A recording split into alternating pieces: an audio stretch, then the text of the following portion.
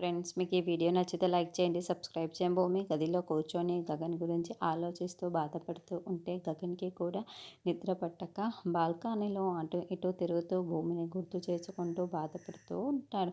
అప్పుడే పూర్ణి అక్కడికి వచ్చి, ఏంటన్నయ్య ఆలోచిస్తున్నావు, ఏమైంది, ఎవరి గురించి ఆలోచిస్తున్నావు అని పూర్ణి అడుగుతూ ఉంటే, అబే అదేమీ లేదు అని గగన్ నసుకుతూ ఉంటాడు. ఏంటి, భూమి గురించి ఆలోచిస్తున్నావు అని నాకు అర్థమైంది అని పూర్ణి అంటుంది. అది కాదు, ఇక్కడి నుంచి వెళ్ళిపోయింది కదా, ఆ ఇంటికి వెళ్ళింది కదా, కనీసం మనలో ఒకరికైనా మాట్లాడి ఉండొచ్చు కదా, ఫోన్ చేసి ఫోన్ కూడా చేయలేదు అని గగన్ బాధపడుతూ ఉంటాడు. తాను చేయకపోతే ఏంటి, మనం చేద్దాం అంతే కదా అని పూర్ణి అంటుంది. దాంతో గగన్ సంతోషపడుతూ ఉంటే వెంటనే పూర్ణి చర్రికి కాల్ చేస్తూ ఉంటుంది.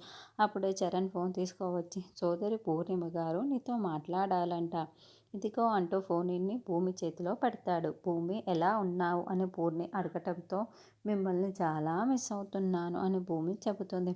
ఇదిగో అన్నయ్య నీతో మాట్లాడాలంట, మాట్లాడు అని పూర్ణి వెంటనే ఫోన్ గగన్ చేతికి ఇవ్వటంతో, ఏంటి గగన్ గారు నాతో మాట్లాడతారా అని భూమి మనసులో అనుకుంటూ చాలా చాలా సంతోషపడుతుంది. కాస్త షాక్ అయిపోయి గగన్ ఏం మాట్లాడతాడా అని పూర్ణి ఫోన్ చెవి దగ్గర పెట్టుకొని వింటుంది. గగన్ చాలా చాలా సంతోషపడి హలో అని భూమితో ఏం మాట్లాడతాడు అన్నది నెక్స్ట్ ఎపిసోడ్లో చూద్దాం.